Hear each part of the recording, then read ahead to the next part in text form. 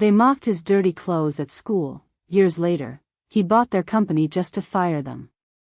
The opulent boardroom of Vance Resorts and Spas buzzed with a tense, expectant energy. Sunlight, filtered through floor-to-ceiling windows, cast long, distorted shadows across the polished mahogany table, where the company's most senior executives sat, their faces a mix of apprehension and thinly veiled ambition. It was a tableau Alara Vance knew intimately, a dance of power and pretense she had orchestrated for decades.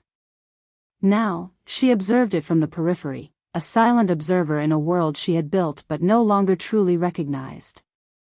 At the head of the table, Corbin Vance, the current CEO, a man whose youthful arrogance was barely concealed by a veneer of corporate polish, tapped his pen impatiently. His tailored suit, a pristine symbol of his inherited status, seemed to gleam in the filtered light. Beside him sat Sylvana Vance, his sister and the director of human resources, her expression a cold mask of calculated indifference, her posture stiff with an almost brittle confidence. Her perfectly coiffed hair and meticulously applied makeup spoke of an image carefully curated for ruthless efficiency. Their grandmother, Alara Vance, the legendary founder and former CEO, sat opposite them, her posture erect despite her 72 years, her eyes sharp and knowing, missing nothing. The air crackled with an unspoken tension, a prelude to a storm only one person in the room truly understood, and that was Alara herself. Alara, dressed impeccably in a tailored silk suit that spoke of quiet, undeniable power, observed her grandchildren with a gaze that pierced through their carefully constructed facades. She saw the raw, unbridled greed glinting in Corbin's narrowed eyes, the calculating, almost predatory nature in Sylvana's tight-lipped smile. They were preparing for an announcement, she knew, a new initiative, no doubt, that would further streamline operations, cut costs, and in their minds, enhance profitability. They had become utterly obsessed with the bottom line, with metrics and growth charts, to the exclusion of all else. But Alara knew better. She knew that each optimization and efficiency gain under their leadership chipped away at the very soul of the company she had built with sweat, tears, and an unwavering, almost sacred belief in human dignity. The empire she had envisioned was one that uplifted, that served, that connected. Theirs was one that merely consumed. Corbin cleared his throat, a theatrical gesture designed to command attention, to assert his dominance over the room. "Ladies and gentlemen," he began, his voice smooth and confident, resonating with the carefully practiced gravitas, "as you know, the past year has been one of unprecedented growth for Vance Resorts. Our innovative strategies for optimizing efficiency and maximizing shareholder value have yielded truly remarkable results." He gestured with a flourish to a large screen displaying impressive, yet sterile, financial graphs. The numbers were indeed soaring, but Alara saw only the shadows behind them, the reduced benefits, the overworked staff, the rising tide of customer complaints buried under layers of positive spin. "Today, we are poised to announce the next phase of our ambitious expansion, a bold, game-changing move that will solidify our position as the undisputed leader in luxury hospitality for generations to come. We are acquiring." Before he could utter the name of the acquisition, before the dramatic video montage he had prepared could even begin, a low, resonant voice cut through the room, imbued with an authority that commanded instant, stunned silence. "Acquiring nothing, Corbin." All eyes snapped to Alara. A collective gasp, barely audible, rippled through the executives. Corbin's jaw tightened, a flicker of raw irritation crossing his perfectly composed face. Sylvana's perfect eyebrows furrowed, a hairline crack appearing in her mask of calculated indifference. They had become accustomed to their grandmother's quiet presence in board meetings, a revered relic from a bygone era, a living symbol of the company's origins, but rarely did she interrupt. Never had she interrupted with such a blunt, defiant statement. "Grandma, with all due respect," Corbin began, his tone dripping with patronizing condescension, a dismissive wave of his hand accompanying his words, "this is a critical strategic discussion. We value your input, of course, your historical perspective is always interesting, but this is the future. We must move forward. Ilara's gaze hardened, silencing him more effectively than any shouted command. She knew that look, that patronizing smile they reserved for anyone they considered irrelevant or outdated. It was precisely what she had come to expose. Corbin, Sylvana, she said, her voice carrying an edge that had once commanded empires, that had forged this very company from a modest guesthouse into a global brand. The game is over. Your charade ends here. A ripple of confusion spread through the executives. What game? What charade? Corbin laughed, a short, dismissive sound that bounced off the polished surfaces of the room. Game, Grandma? What game are you talking about? Are you feeling all right? Perhaps you're a little tired. His eyes exchanged a quick, conspiratorial glance with Sylvana, who offered a sympathetic, yet utterly condescending, smile. They attributed her words to old age, a momentary lapse in lucidity, perhaps even a touch of senility. How utterly blind they were, Ilara thought, a bitter taste in her mouth. How tragically unaware of the elaborate trap they had walked into, a trap of their own making, baited with their arrogance and disdain for anyone they deemed beneath them. They had built their own gallows, and she was merely there to pull the lever. Ilara leaned forward, her eyes sweeping over the faces of her grandchildren, lingering on the smug self-assurance that radiated from them. It was a confidence born of privilege, not of earned merit. Oh, Ilara was feeling perfectly all right, dear. In fact, she had never been clearer. A faint, almost imperceptible smirk touched her lips, a private amusement at their profound misjudgment. You see, Ilara had a rather illuminating experience recently. One that reminded her exactly why she built this company, why she poured her heart and soul into every brick and every smile, and why she could no longer stand by and watch them dismantle its very essence, piece by piece, for the sake of a few extra percentage points on a quarterly report. Corbin and Sylvana exchanged another look, this one laced with mild alarm, the first tremor of doubt in their carefully constructed reality. This wasn't the usual gentle remonstrance, the quiet lamentation from a bygone era.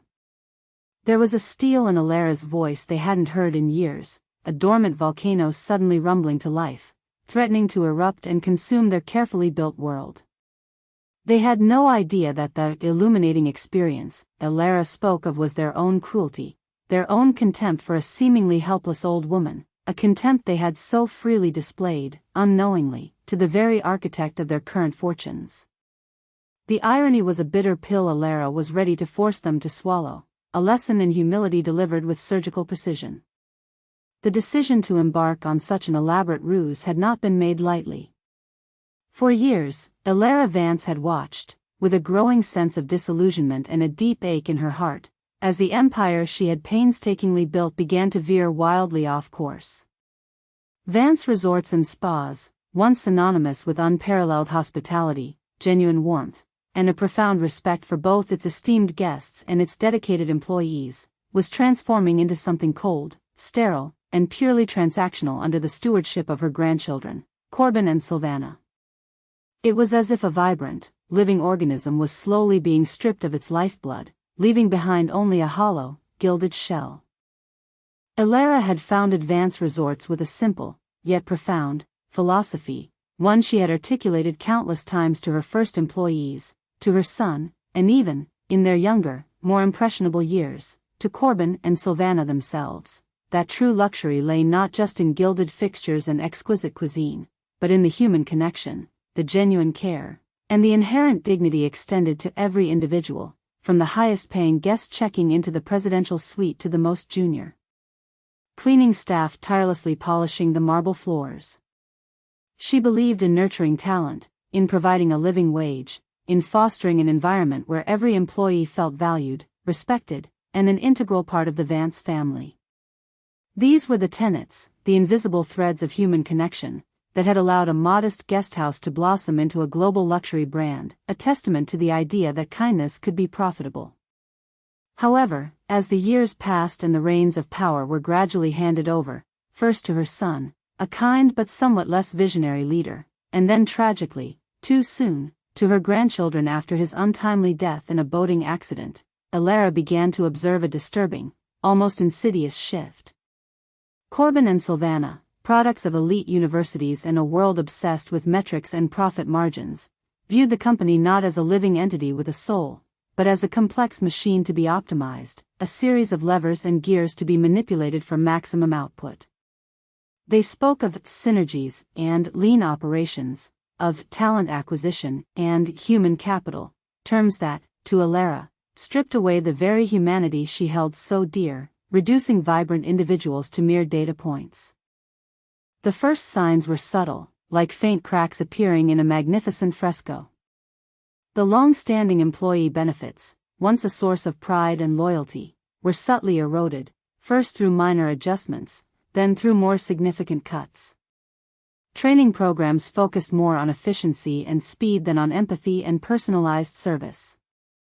Employee satisfaction surveys, once a cornerstone of the company's internal policy, providing crucial feedback on the well-being of the staff, were quietly phased out, replaced by performance metrics that often pitted colleagues against each other in a relentless, soul-crushing competition. Elara, still holding a significant, though largely honorary, position on the board, voiced her concerns, her pleas, her warnings, but her words were met with polite nods and empty assurances. "Grandma, the market has changed," Corbin would explain, his tone patiently dismissive, as if addressing a well-meaning but confused child. "We have to adapt. Modern businesses operate differently now. It's a brave new world." Silvana would chime in, her voice cool and rational. "We're simply making the tough decisions necessary for growth, for the long-term future of the Vance legacy. It's for their own good, ultimately." But Elara knew the truth. She saw the alarmingly high employee turnover, the growing number of negative online reviews that complained about impersonal service and a lack of genuine care. She saw the strained, almost robotic smiles of the staff in her own hotels, the very people she had once known by name, whose families she had supported. She saw her grandchildren, cloaked in expensive designer suits, attending lavish galas and schmoozing with investors, while the very people who kept the resorts running were being stretched thin, their dignity often overlooked, their voices unheard. They had begun to view employees not as partners in the company's success, but as disposable cogs in a profit-generating machine, easily replaced, easily discarded. The breaking point came during a casual family dinner at Corbin's sprawling, minimalist penthouse, a space as cold and impersonal as his business philosophy. Corbin, recounting a recent incident with a detached amusement that chilled Elara to the bone, spoke with open contempt about an older, long-time concierge who had struggled to adapt to a new digital check-in system. "Honestly, Grandma," he'd scoffed, waving his hand dismissively, "some of these dinosaurs just can't keep up. They're a drag on efficiency. We need fresh blood, people who understand technology, who are agile, who can pivot on a dime. We're losing money paying salaries to people who are just taking up space." Silvana nodded in agreement, her gaze sweeping over the expensive art on the walls, adding, "And their appearance, frankly, doesn't align with our luxury brand image. We need vibrant, youthful faces representing Vance Resorts, people who exude modernity and vitality." Elara's heart ached with a pain far deeper than any physical ailment. They were speaking about human beings, loyal employees who had dedicated decades of their lives to her vision, to her company, as if they were obsolete machinery, fit only for the scrap heap. It was a betrayal of everything she stood for. It was in that moment, as she looked at the cold, calculating faces of her own flesh and blood, illuminated by the city lights filtering through the penthouse windows, that a radical idea began to form in Elara's mind. She had always believed that true character was revealed not in times of prosperity, but in adversity, not when one was dealing with equals, but when one held power over the vulnerable. Her grandchildren, shielded by their inherited wealth and corporate titles, had never truly faced hardship. They had never known what it felt like to be dismissed, to be judged for their appearance, to be reduced to a number on a spreadsheet. They needed to experience it, even if vicariously. She needed to see it for herself, Elara mused to herself that night, long after her grandchildren had departed in their luxury vehicles, their casual cruelty echoing in her mind. She needed to walk among them, to experience their policies from the ground up, to see if there was any humanity left in the core of this company, or indeed, in the hearts of those she entrusted it to. A test. A final, desperate test. The plan was meticulously crafted, executed with the same strategic genius that had built her empire, but this time, it was a genius applied to deconstruction and reclamation. She began by quietly transferring a significant portion of her personal assets into an untraceable trust, ensuring her financial independence from the company's volatile market performance, insulating herself from any potential backlash. Then, with the help of a trusted, discreet former assistant, a woman named Agnes who had been with Elara since the earliest days of Vance Resorts, she began her transformation. Agnes, loyal to the core, understood Elara's heartbreak and her mission.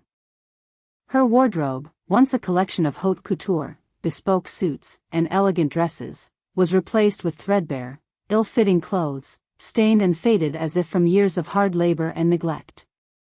Her magnificent silver hair, usually immaculately coiffed by her personal stylist, was allowed to become disheveled and greasy, pulled back into a messy, unflattering bun. Her face, usually adorned with subtle makeup that enhanced her aristocratic features, was left bare, highlighting the lines and wrinkles of age and fatigue, and she even applied a special non-allergenic solution to simulate a tired, sallow complexion, dulling her once vibrant skin. She purchased an old, worn handbag and a pair of scuffed, uncomfortable shoes, forcing her to adopt a slight shuffle in her walk, a weary slump in her shoulders. She became Eleanor Vance, a fictitious distant relative she claimed to have lost touch with, a woman who had fallen on hard times after a series of unfortunate events, seeking a cleaning position, any position, to make ends meet. The irony of her chosen alias, a subtle, almost mischievous nod to her true identity, was a private jest she savored, a secret weapon in her arsenal. She practiced her new persona for weeks, walking the streets of anonymity, observing how people treated the elderly, the poor, the invisible. The experience was profoundly humbling, eye-opening in a way her privileged life never could have been. She saw the averted gazes, the dismissive gestures, the casual cruelty of a society that often equated worth with wealth, and the utter invisibility of those who lacked it. It solidified her resolve, forging it into an unyielding steel. She needed to expose the true nature of her grandchildren, not just for herself, not just for the legacy of Vance Resorts, but for every individual whose dignity they had trampled upon. Her purpose was clear: to test their compassion, to see if the values she had instilled had completely vanished, and if not, to find the flicker of humanity that remained, even if it was in the most unexpected corner. The stage was set, and the players, utterly unaware, were about to deliver their unwitting, damning performances. The morning Elara Vance, disguised as Eleanor, walked into the lobby of the Grandeur, one of Vance Resort's flagship hotels, a chill wind seemed to follow her, a metaphorical premonition of the confrontation to come. The opulent lobby, usually a hive of activity and the epitome of luxury, felt alien to her in her current attire. Crystal chandeliers glittered overhead, reflecting off polished marble floors that had once felt so familiar, so comfortable under her own elegant shoes. Now, in her scuffed, cheap sneakers, she felt every crack and crevice, every uneven tile, acutely aware of the hard reality of her chosen disguise. The grandeur felt like a taunt. She approached the reception desk, where a young man with a polite but harried expression was assisting a guest. Elara noticed the subtle air of condescension in the guest's voice, the way he snapped his fingers for attention, as if the receptionist were a mere servant. The young man, however, maintained a professional demeanor, his smile unwavering, his patience unwavering. This was the kind of genuine hospitality Elara had always preached, the quiet dignity of service. A small flicker of hope ignited within her, quickly dimmed by the looming encounter with Sylvana. When it was her turn, Eleanor shuffled forward, her shoulders hunched, embodying the weariness of her fabricated life. "Excuse me, dear," she rasped, adopting a slightly tremulous voice, designed to convey age and vulnerability. She believed she had an appointment for a job interview. Cleaning staff. The receptionist, a young woman named Maya, looked up, her bright eyes momentarily clouded by surprise as she took in Eleanor's appearance. Her gaze lingered for a beat on the stained, worn coat, the tangled hair, the general air of decrepitude. But then, her professionalism reasserted itself, swiftly overriding any initial judgment. "Of course, ma'am. May Elara have your name?" she asked, her voice calm and courteous, devoid of judgment, a pleasant tone that was a balm to Elara's disguised spirit. "Eleanor Vance," she replied, her voice a little stronger than she intended, a fleeting return of her natural authority. Maya typed it into her computer, her fingers flying across the keyboard with practiced efficiency. "Ah, yes. Ms. Vance. You're expected by Ms. Sylvana Vance. Please take a seat in the waiting area, and she'll be with you shortly." She gestured to a plush seating area, her hands sweeping gracefully, a gesture of respect Elara noted with quiet satisfaction.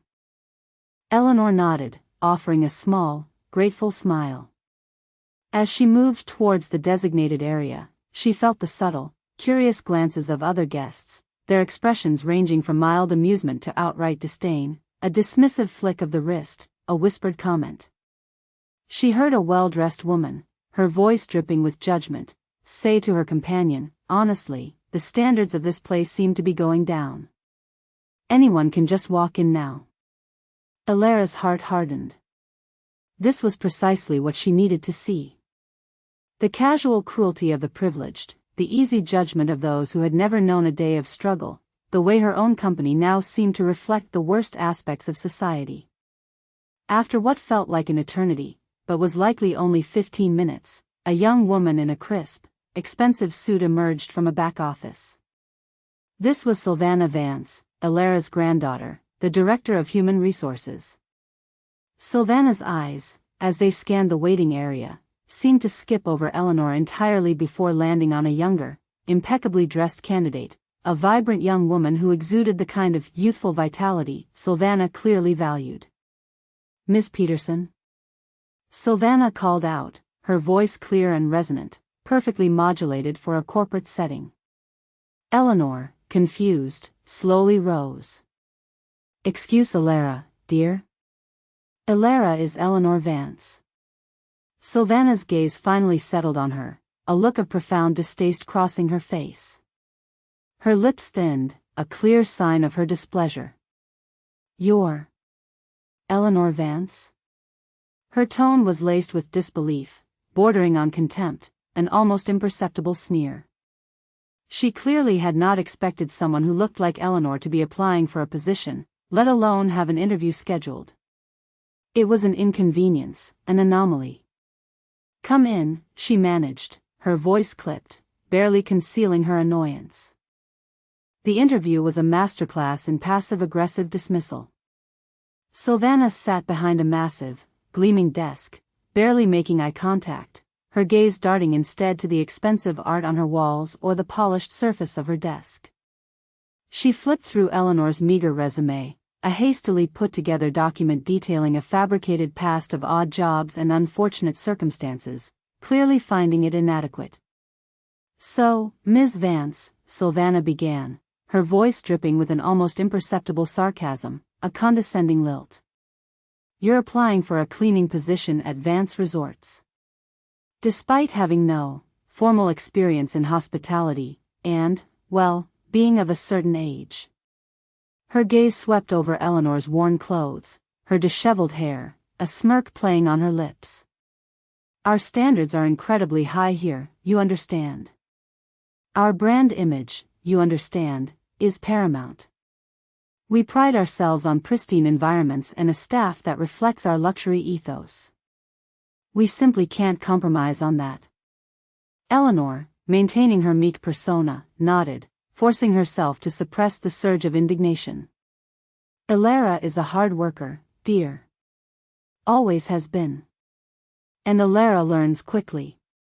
Elara just needs a chance." Sylvana leaned back, a delicate hand resting on her chin, her expression one of bored dismissal. A chance? Ms. Vance, this isn't a charity. This is a 5-star establishment. Our cleaning staff needs to be efficient, discreet, and frankly, presentable. Your appearance, she paused, searching for the politest, yet most cutting, word, her eyes flicking over Eleanor's worn shoes, then back to her face, devoid of any empathy, doesn't exactly convey the image of a Vance Resorts employee.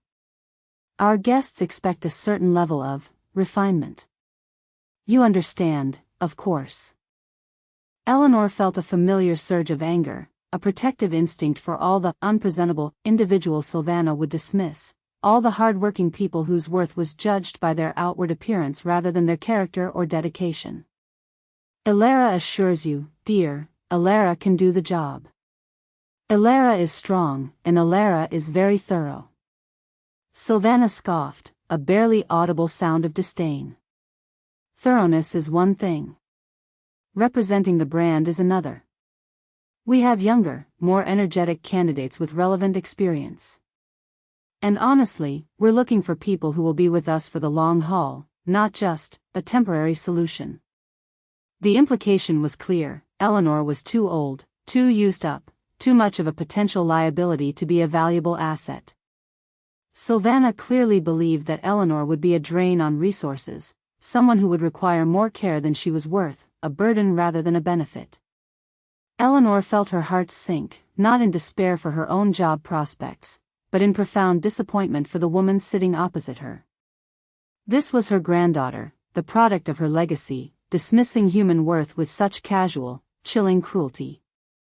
Elara understands, Eleanor murmured, her voice flat, the weariness of her disguise merging with the true weariness of her spirit. Good, Sylvana said, already reaching for the next resume, her attention already shifted, dismissive. We'll be in touch. Don't call us. It was a polite dismissal, but brutal in its delivery. Eleanor was dismissed, not just from the job, but from Sylvana's consideration as a human being worthy of respect. The swiftness of her dismissal felt like a physical blow, a stark reminder of the power imbalance, a stark confirmation of her worst fears. As Eleanor slowly rose to leave, Sylvana's attention had already shifted to the next candidate, a young, impeccably dressed man who exuded the kind of polished confidence Sylvana admired. Elara's spirit, however, was not broken, it was ignited. The fire of her resolve burned brighter than ever, fueled by the cold indifference she had just witnessed. Dejected, but composed, Eleanor shuffled out of Sylvana's office. She needed a moment, a quiet corner to process the raw, unadulterated contempt she had just experienced from her own granddaughter.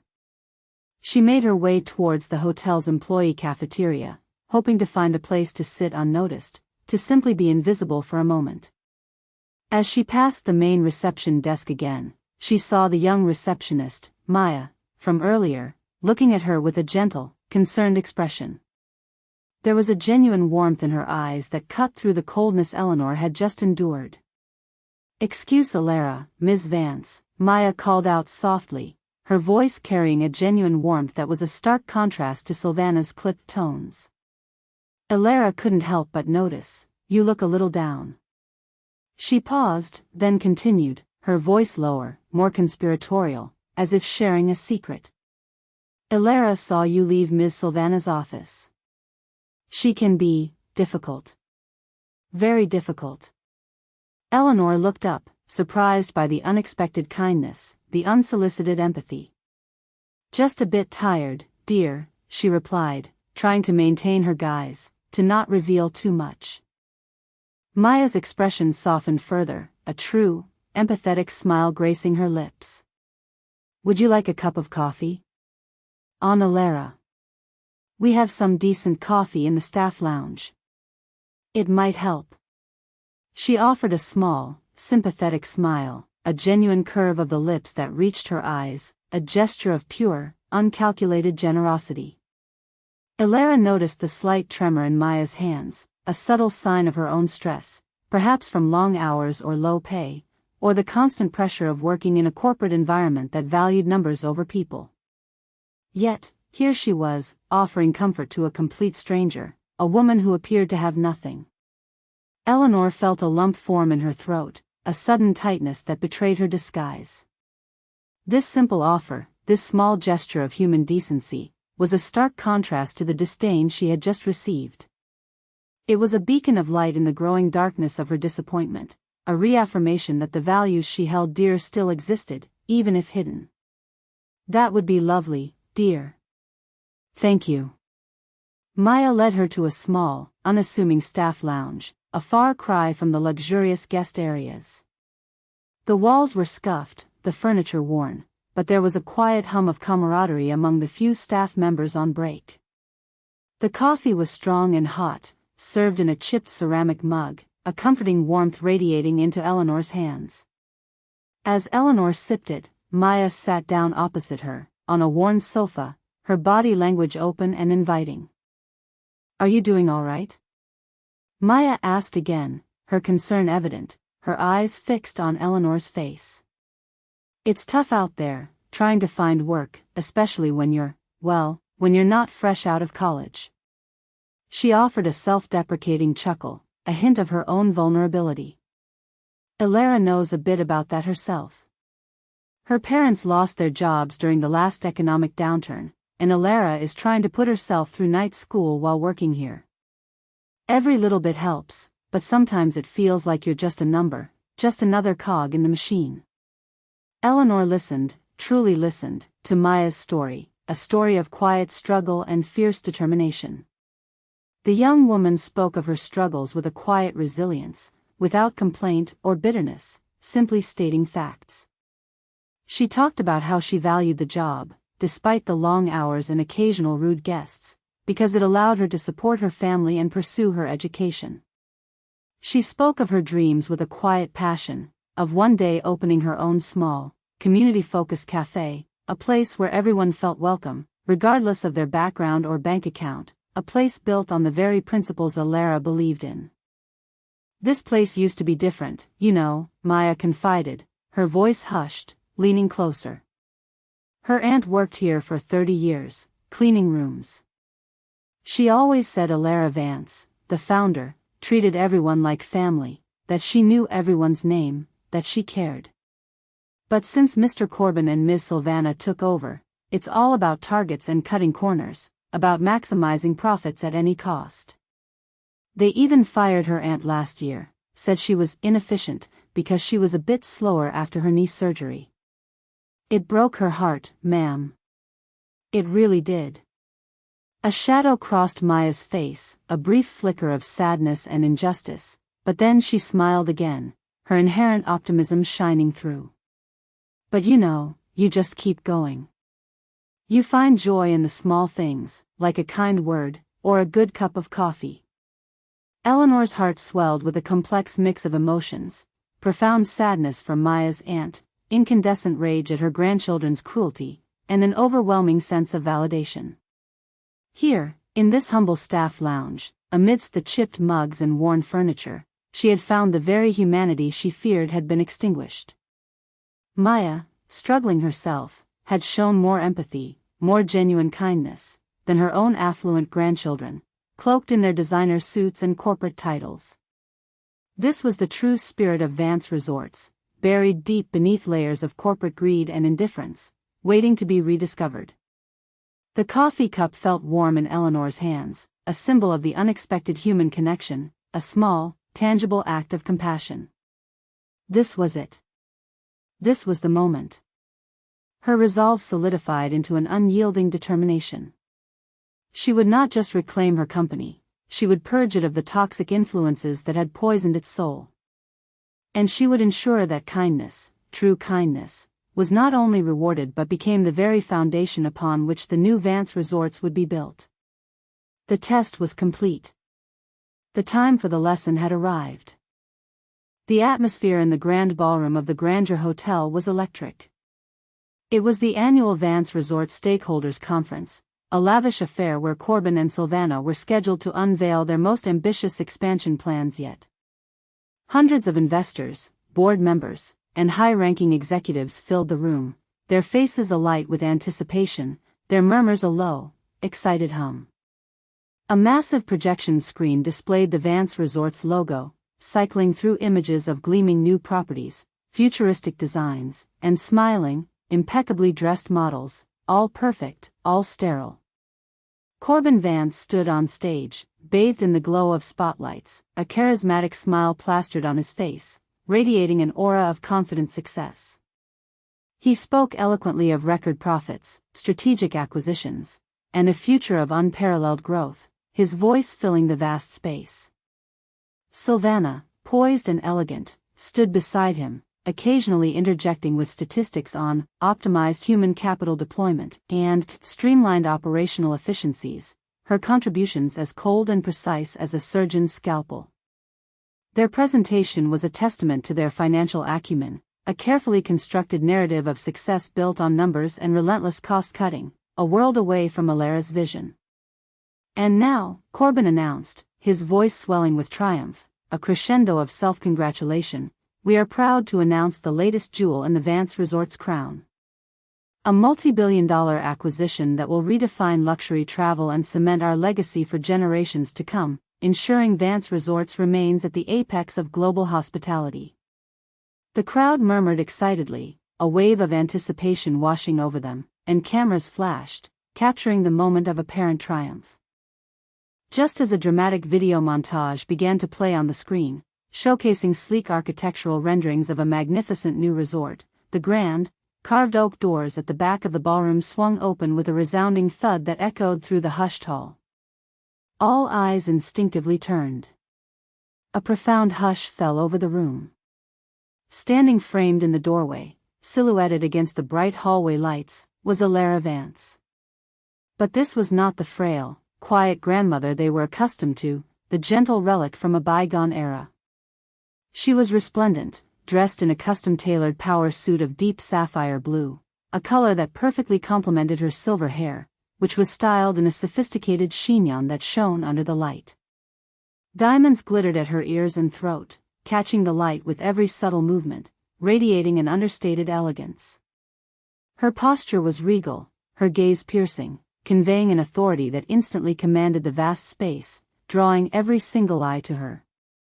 Beside her stood two formidable figures, her longtime, impeccably dressed personal attorney, Mr. Davies, a man known for his sharp mind and unwavering loyalty, and a stern-faced security detail, their presence adding an undeniable gravitas to her arrival.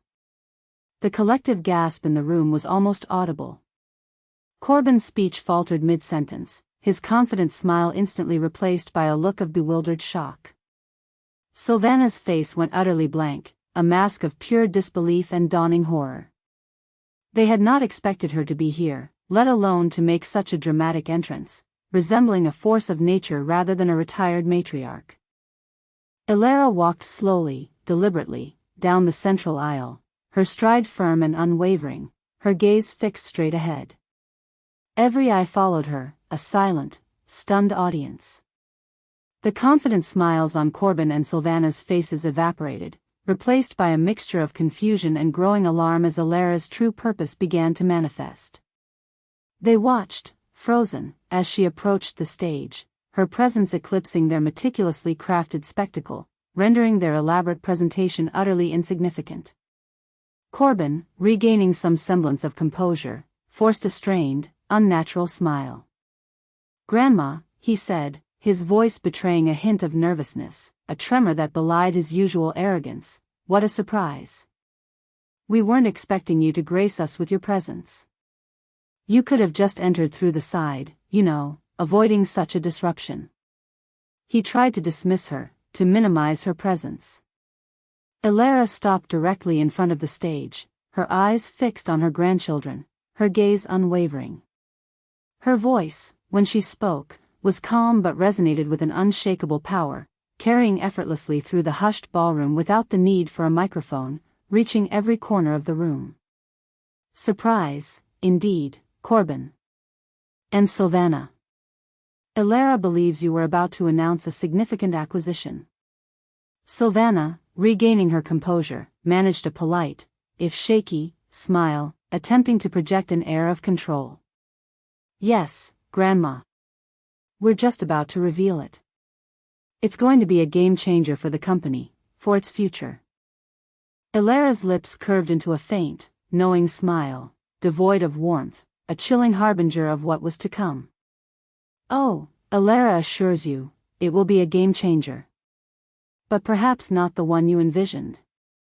She turned slowly to face the stunned audience, her gaze sweeping over the sea of faces, acknowledging their presence. Ladies and gentlemen of Vance Resorts, she announced, her voice ringing with clear, undeniable authority, commanding their complete attention. Corbin and Sylvana are indeed about to make a monumental announcement. They are about to announce the acquisition of their own company. A wave of confused murmurs rippled through the room, a collective ripple of bewilderment. Corbin and Sylvana exchanged bewildered glances, their faces etched with confusion. Grandma, what are you talking about? Corbin demanded, a note of rising panic entering his voice, his composure visibly cracking. That's absurd. We're not acquiring our own company. We're announcing a hostile takeover of the Sterling Group, a major competitor. Silence. Elara's voice, though not loud, cut through the room like a sharp blade, instantly quelling the rising murmurs. You are announcing nothing, Corbin. Because as of this moment, you and Sylvana Vance are no longer associated with Vance Resorts and Spas. The room erupted. Gasps, whispers, shocked exclamations filled the air, a cacophony of disbelief. Corbin's face went ashen, all color draining from it. Sylvana clutched her brother's arm, her eyes wide with disbelief and dawning horror, the mask of indifference completely shattered. What? Corbin roared, his carefully constructed composure finally shattering completely, revealing the raw fear beneath. You can't do that. Elara is the CEO. We have contracts. We have a board. This is insane. This is an act of tyranny. Elara turned to her attorney, a calm, unwavering presence beside her. Mr. Davies, if you please. Mr. Davies, a man whose reputation for meticulous legal strategy and unwavering integrity preceded him, stepped forward, holding a thick stack of documents. Ladies and gentlemen, he announced in a clipped, professional tone, his voice clear and resonant, as per the founder's original articles of incorporation, and a subsequent amendment made by Ms. Elara Vance years ago, which granted her extraordinary powers in the event of gross mismanagement or deviation from the company's core values and founding philosophy. Ms. Vance has today exercised her right to initiate a complete corporate restructuring. Effective immediately, Mr. Corbin Vance and Ms. Sylvana Vance have been removed from all executive positions and their shares in Vance Resorts and Spas have been bought out at a predetermined, non-negotiable valuation, as outlined in the aforementioned amendment, a contingency designed for situations precisely like this, to protect the very soul of the company. He then gestured to the large screen behind them.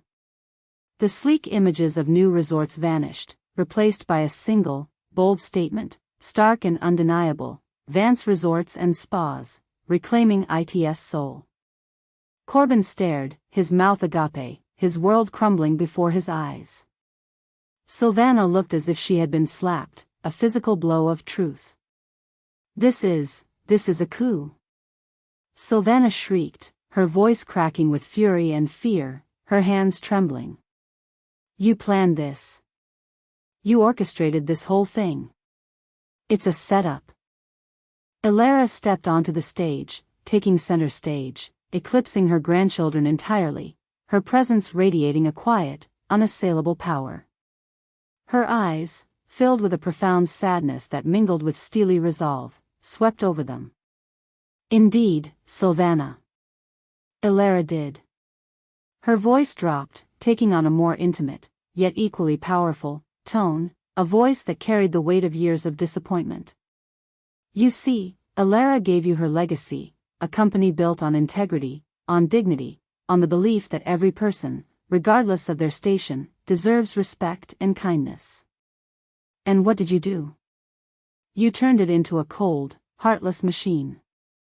You stripped it of its humanity.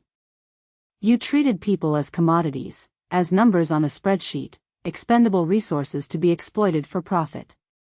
She paused, her gaze fixed on Sylvana, then Corbin, letting the silence hang heavy with the truth. Do you remember, Sylvana, a few weeks ago, you interviewed an old woman for a cleaning position? A woman with worn clothes, disheveled hair, a woman you deemed unpresentable, too old, inefficient, unworthy of your time or consideration. Sylvana's eyes widened further, a dawning horror spreading across her face as she finally, sickeningly, connected the dots.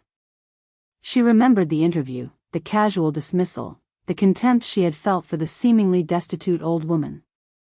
She remembered her own words, her own expressions, her callous judgment.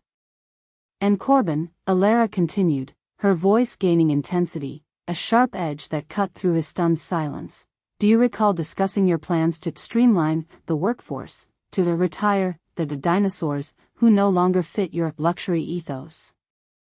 Do you remember scoffing at the idea of paying a living wage, prioritizing profit over the well-being of the very people who built this company, who kept its wheels turning? Corbin's face was a mask of utter devastation, the color draining from it, his eyes wide with a horrifying realization. He, too, was now making the horrifying connection, the memory of his dismissive words, his casual cruelty, flooding his mind, a torrent of shame.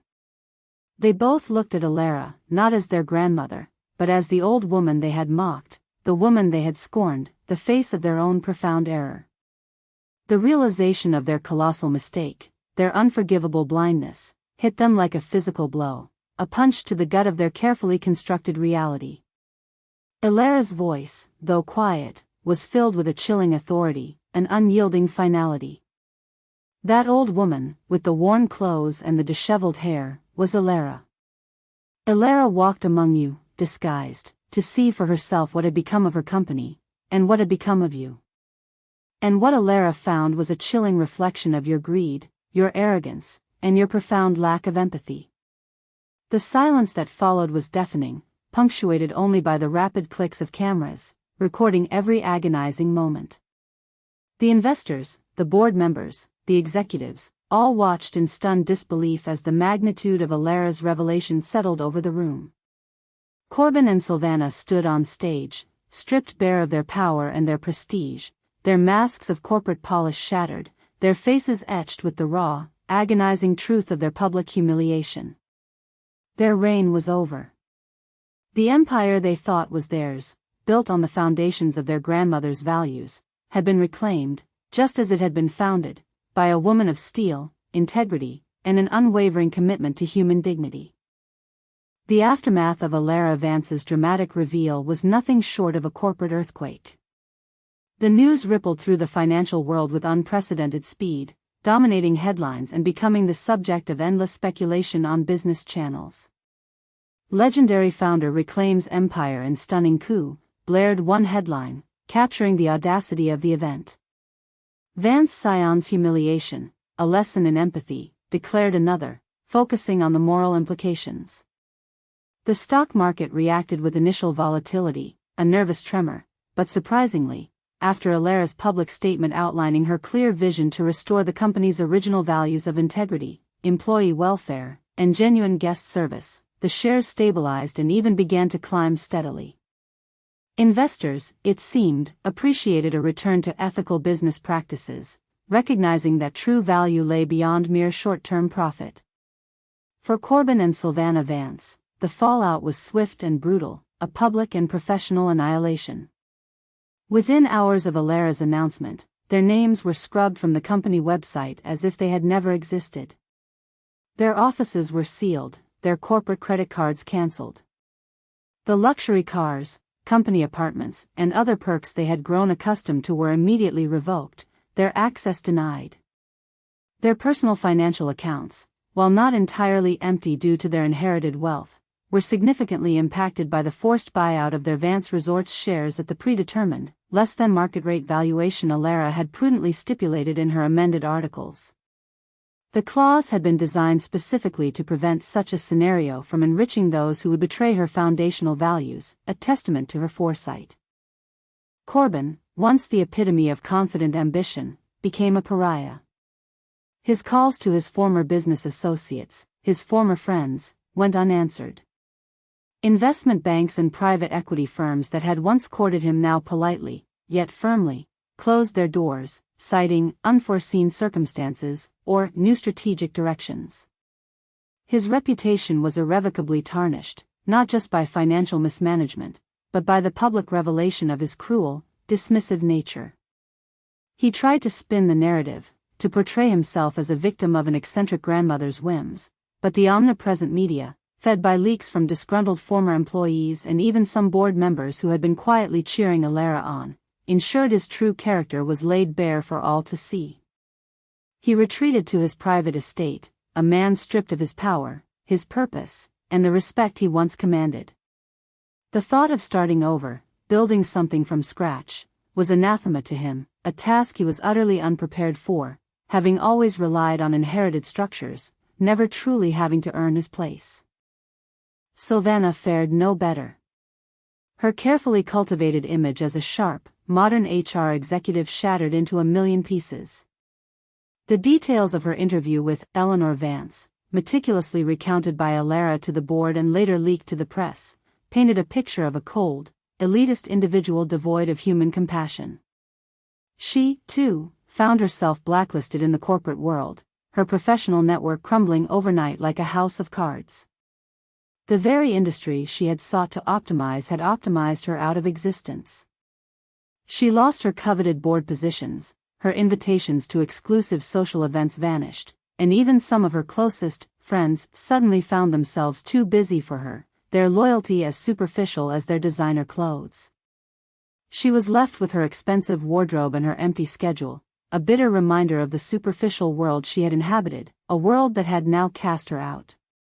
The public shame was arguably a worse punishment than the financial loss, for it targeted the very core of their identities, which were so intertwined with their perceived success and status.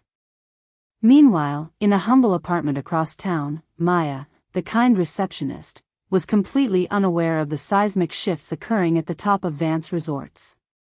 She arrived for her shift the morning after the conference, feeling the usual fatigue from her night classes and the ever-present financial strain. She was still reeling from the news of her aunt's dismissal the previous year, a dismissal that now felt even more unjust, a deep ache of unfairness. She had no idea that her small act of kindness, a cup of coffee, a sympathetic ear, had been witnessed by the very woman who held the power to change her life forever. As she was preparing to begin her duties, checking the reservation system, she was summoned to the hotel manager's office. Her heart pounded, a sudden surge of fear. Had she made a mistake? Was she going to be fired? The thought sent a cold shiver down her spine. She stepped into the office, her eyes wide with apprehension. The manager, usually stern and preoccupied, was smiling, a genuine warmth in his expression she rarely saw. And sitting beside him, dressed in a simple yet elegant suit, was Alara Vance. Not that Eleanor, she remembered, but the iconic founder whose image adorned the lobby, whose portrait hung in the executive offices. Maya's breath hitched, a gasp trapped in her throat. "Maya, dear," Alara said, her voice warm and gentle, radiating a kindness that instantly put Maya at ease, despite her shock. "Please, have a seat." Maya, still in a state of shock, her mind reeling, hesitantly sat down, perched on the edge of the chair. "Alara believes you recall meeting an old woman named Eleanor Vance a few weeks ago?" Alara asked, a knowing twinkle in her eye, a hint of the secret she was about to reveal. Maya nodded slowly, her mind racing, trying to connect the dots. "Yes, ma'am. She was looking for a job. A cleaning position." Alara's smile widened, a beautiful, genuine smile that reached her eyes. That old woman was Alara, Maya. Alara was testing the waters, so to speak. "And you, dear, passed with flying colors. You showed Alara the true heart of this company." Maya's jaw dropped. She stared at Alara, then back at the manager, then at Alara again, her mind struggling to comprehend, to reconcile the frail old woman with the formidable matriarch. You were. Elara chuckled softly, a warm, comforting sound. Indeed. And Elara saw your kindness, Maya. Your genuine empathy, your willingness to help a stranger, even when you yourself are clearly facing challenges. That, Maya, is the true spirit of Vance Resorts. That is the kind of character Elara built this company on, and the kind of character Elara intends to restore to its very core.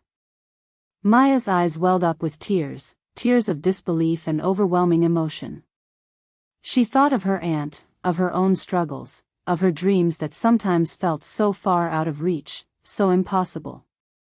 This was a moment she would never forget. Elara has a proposal for you, Maya, Elara continued, her voice firm but compassionate, the voice of a woman who was taking decisive action. Effective immediately, you are promoted to the role of assistant manager, with a significant salary increase, reflecting your true worth. Furthermore, Vance Resorts will be establishing a full scholarship in your name, covering all your tuition fees for your night school, and providing a generous stipend for your living expenses. You will continue your education, unburdened by financial worries, and when you graduate, there will be a senior management position waiting for you, should you choose to accept it.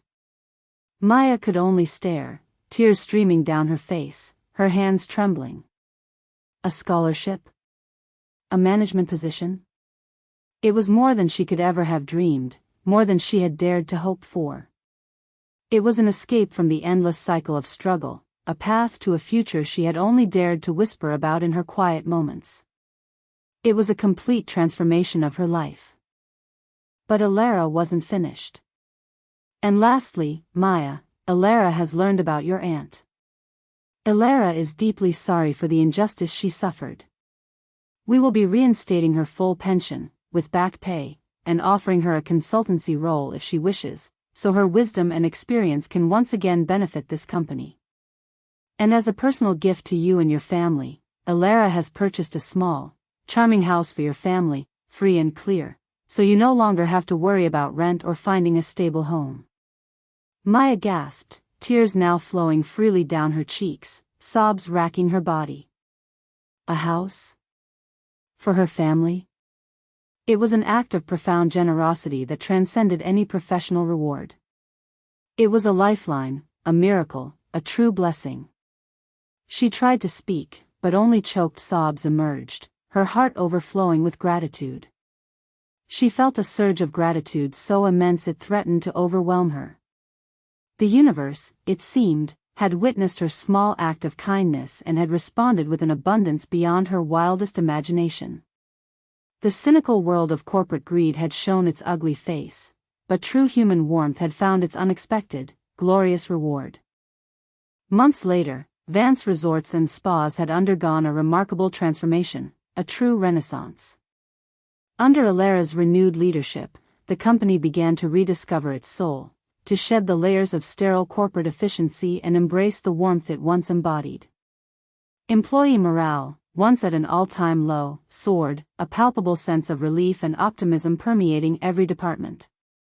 The toxic, lean operations policies were dismantled, replaced by initiatives focused on employee well-being, comprehensive training programs, and fair wages that reflected the true value of their work. Guests reported a palpable shift in the atmosphere of the hotels, a return to the genuine warmth and personalized service that had once been the hallmark of the Vance brand. The company, now guided by its original values, was not only financially stable but thriving, proving that ethical business practices and human empathy were not mutually exclusive to profitability. In fact, they were the very foundation of lasting success. Elara Vance, though no longer formally CEO, remained a powerful guiding force, her wisdom a beacon for the new generation of leadership she was carefully cultivating, ensuring the values endured. She spent her days visiting hotels, engaging with staff, sharing stories of the company's early days, and ensuring that the spirit of kindness she championed permeated every level of the organization. The peace she felt was profound, a deep satisfaction that came from righting a wrong and restoring the integrity of her life's work. She often thought of Corbin and Sylvana, now living quiet, unremarkable lives, stripped of their power and their pride, forced to confront the consequences of their choices. She felt no malice, only a lingering sadness that they had chosen a path of such cold ambition, a path that had ultimately led to their downfall. They were forced to learn the hard lesson of humility, a lesson Alara wished they had embraced far earlier, before the bitter taste of public failure became their teacher. Maya, now a bright and capable assistant manager, excelled in her role, her inherent kindness and work ethic shining through. She balanced her demanding work with her night classes, fueled by the knowledge that her dreams were finally within reach, a future she could truly grasp. Her family was settled in their new home, a safe haven that had lifted an enormous weight from their shoulders, providing a stability they had never known. Her aunt, fully recovered and enjoying her reinstated pension, often visited, sharing stories of the old days, and the benevolent founder who had always put people first. Maya often reflected on the day she offered a simple coffee to a disheveled old woman, unaware that this seemingly insignificant act of compassion would change the entire trajectory of her life. It was a powerful reminder that true wealth lay not in bank accounts, but in the richness of human connection and the quiet dignity of selfless acts. The story of Alara Vance, the founder who went undercover to save her company from the very heirs she had groomed, became a legend whispered through the halls of Vance Resorts and beyond. It served as a potent, enduring lesson, that character is not built in the spotlight of success, but forged in the crucible of adversity, and revealed most clearly in the darkness of despair. True kindness, often dismissed as weakness in a world obsessed with power and profit, ultimately possesses a quiet strength that can move mountains, restore justice, and usher in a new dawn. For in a world that often rewards cunning and self-interest, it is the simple, unwavering act of human decency that truly shines, always finding its rightful reward, often in ways one could never have imagined. If Alara Vance's incredible story of reclaiming her legacy and exposing true character resonated with you, then you're in for a treat. Our channel is dedicated to bringing you more inspiring and thought-provoking tales of resilience, unexpected twists, and the enduring power of human kindness. Don't miss out on future stories that will challenge your perceptions and warm your heart. Make sure to hit that subscribe button and turn on notifications so you're always the first to know when a new video drops. Now, we'd love to hear from you. What was the most shocking part of Alara's undercover mission for you? Do you think Corbin and Sylvana truly learned their lesson, or were they simply punished? What small act of kindness have you witnessed or performed that had an unexpected ripple effect? Share your thoughts in the comments below. We read every single one. Until next time, remember, true character always shines brightest in the dark.